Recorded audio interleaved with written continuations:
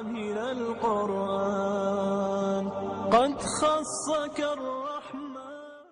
اور یہ آپ بڑے غور سے یہ بات اب سنیں گے، کیونکہ اکثر لوگ جب آپ کہیں درس دینے کے لیے جائیں گے نا تو ایک سوال آپ سے کریں گے، کیونکہ مجھے اس سوال سے بہت زیادہ واسطہ پیش آیا. بات یہ ہے کہ ہمارا ایک قومی مزاج بن چکا ہے کہ اپنے بارے میں کم سوچتے. پیچھے ہمیں تو کہا گیا نا اپنا حساب کتاب کرو، محاسبہ کرو، تو ہم اپنے بارے میں کم سوچتے. ہمیں ہر وقت دوسروں کی فکر ہوتی ہے، دوسرے کیا غلطی کر رہے ہیں، دوسرے کیا کام خراب کر رہے ہیں.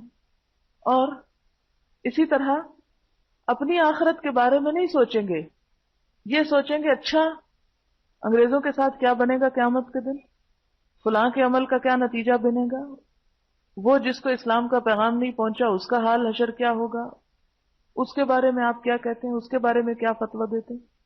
تو پہلی بات تو سمپل یہ ہے کہ یہ مالک یوم الدین میں نہیں ہوں، مجھے کیا پتا کہ کس کے ساتھ کیا ہونے والا ہے. نبی صلی اللہ علیہ وسلم نے اپنے بارے میں فرمایا تھا کہ وَمَا أَدْرِي مَا يُفْعَلُ بِي وَلَا بِكُمْ، مجھے نہیں معلوم کہ میرے ساتھ کیا ہوگا اور تمہارے ساتھ کیا ہوگا. تو ہر شخص کو یہ نہیں کہا گیا کہ تم دوسرے کی فکر کرو، کہا گیا وَلْتَنْظُرْ نَفْسٌ مَا قَدَّمَتْ لِغَدٍ، ہر شخص یہ دیکھے اس نے خود کل کے لیے کیا کیا، اس کا انجام کیا ہوگا. ہاں اگر آپ کو کسی دوسرے کا دکھ ستاتا ہے اور آپ کو پریشانی ہے کہ ان کو جہنم میں نہ پھینک دیا جائے، تو پھر آپ کا کام ہے کہ ان کی ہدایت کا کوئی بندوبست کریں، نہ کہ صرف ایک حجت بازی کر کے اپنے عمل سے بھی اپنے آپ کو دور کریں.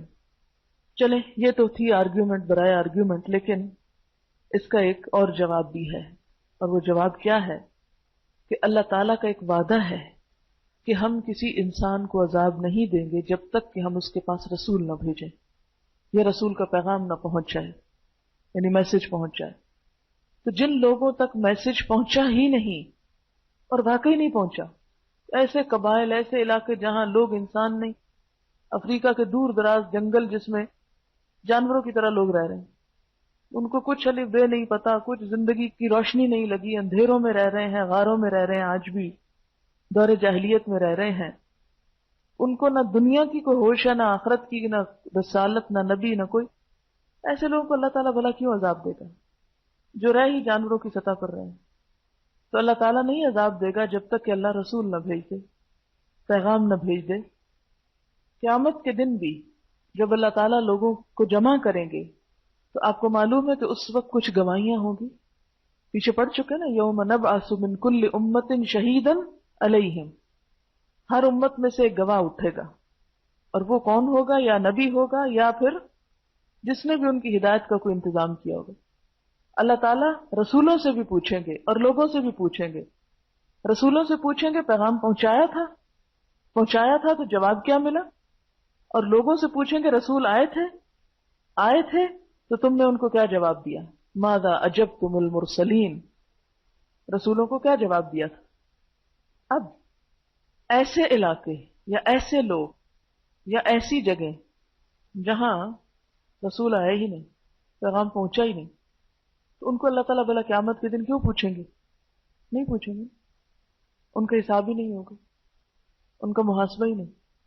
ان کے لیے سزا یا جزا کا فیصلہ وہ اللہ تعالیٰ خود کرے گا اپنے علم کی بنا پر، وہ ہمیں نہیں دیا کہ کیا ہوگا.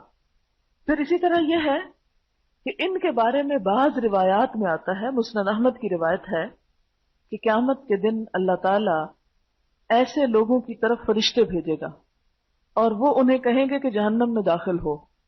اگر وہ اللہ کے اس حکم کو مان کر جہنم میں داخل ہوں گے تو جہنم ان کے لیے گل و گلزار بن جائے گا، جہنم کی آگ بھی ان کو جلائے گی نہیں. اور اگر وہ نہیں جائیں گے خود سے تو بصورت دیگر انہیں گھسیٹ کر جہنم میں پھینک دیا جائے گا. مسند احمد کی جلد 4 میں حدیث نمبر 24 ہے، اور البانی نے اس کو صحیح حدیث قرار دیا ہے کہ ایسا ہوگا قیامت کے دن. اسی طرح وہ لوگ جو بہرے ہیں، سنتے ہی کچھ نہیں، انہوں نے قرآن کا ایک لفظ نہیں سنا، پڑھ ہی نہیں سکتے. اب تو دنیا بہت ترقی کر گئی ہے، بہرے بھی پڑھ لیتے ہیں، لیکن ایک وقت ایسا تھا کہ ان کو کچھ بھی نہیں آپ سنوا سکتے تھے، وہ پڑھ ہی نہیں سکتے تھے. یا پاگل لوگ جن کو بات سمجھ ہی نہیں آتی، یا فاتر العقل، عقل چل جائے جن کی، یا ایسے زمانے میں آنے والے کہ جو 2 نبیوں کے درمیان کا زمانہ، جب پہلے نبی کی ہدایت مٹ گئی اور نئے نبی کی ابھی پہنچی نہیں، فترت الوحی یا فترت النبوت کا جو زمانہ ہے. اس میں جو فوت ہوئے ہیں لوگ، یہ سب بھی اسی کیٹیگری میں آ جاتے ہیں کہ جن تک میسج نہیں پہنچا۔ ایک پاگل شخص جو کھاتا ہے پیتا ہے اور اس کا جسم بڑھتا چلا جا رہا ہے، تو قیامت کے دن کیا ہوگا، ان کے ساتھ کیا معاملہ ہوگا؟ اس حدیث کی بنیاد پر کہ اللہ تعالیٰ فرشتوں کو کہے گا کہ جاؤ انہیں جہنم میں لے جاؤ، جب جائیں گے تو جہنم کی آگ ان کو جلائے گی نہیں، کیونکہ ان کے پاس عمل نہیں ہوگا، اس لیے جنت میں تو نہیں بھیجے جائیں گے، لیکن جس جہنم کے حصے میں بھیجے جائیں گے وہ ان کے لیے جلنے والی نہ ہوگی۔ یعنی کیا ہوا پھر نتیجہ؟ نہ سزا ہوئی نہ جزا ہوئی، یہ اللہ کا اپنا فیصلہ ہے، ہم اس میں کیا دخل دے سکتے ہیں کہ اللہ تعالیٰ آپ نے یہ کیوں فرمایا، یہ ایسے کیوں بتایا۔ اچھا، اسی طرح ایک اور کیس بھی ہے، اور وہ ہے مشرکین کے بچوں کا، کافروں کے بچوں کا، کہ بچپن میں فوت ہو گئے، ہوش و حواس آنے سے پہلے ہی، ابھی شعور کی عمر کو نہیں پہنچے تھے۔ یہ کہاں جائیں گے یہ بچے؟ ماں باپ کے ساتھ جہنم میں جائیں گے یا جنت میں جائیں گے؟ تو بخاری کی ایک روایت سے پتہ چلتا ہے کہ یہ بچے جنت میں جائیں گے، یعنی وہ مکلف ہی نہیں تھے، کوئی پیغام انہیں پہنچا ہی نہیں تھا، کہ پہنچتا بھی تو انہیں سمجھ ہی نہیں آتی۔ تو ایسے بچے، ان کا مستقبل کیا ہے؟ وہ بہتر ہوگا۔ تو امید ہے اس سوال کا جواب آپ کو آ گیا ہوگا اور آنا چاہیے، کیونکہ یہ ان سوالوں میں سے ہے جو عموماً آپ سے پوچھا جائے گا۔ اور ہاں، ایک اور طرح کا سوال کیا جاتا ہے کہ بعض لوگ اتنے اچھے ہوتے ہیں، لوگوں کا بہت خیال رکھتے ہیں، بڑی قربانیاں کرتے ہیں، ان کا کیا ہوگا؟ انہیں جنت ملے گی یا جہنم؟ تو اس کا جواب بھی اس کے اندر موجود ہے۔ کفر کہتے کس کو؟ انکار کرنے کو، کہ جس تک پیغام پہنچ گیا تو بات اس کی سمجھ میں آ گئی تو پھر بھی وہ نہیں مان رہا، تو ایسا شخص کیا ہے؟ وہ کافر ہے، اور کافر کی سزا جہنم ہے۔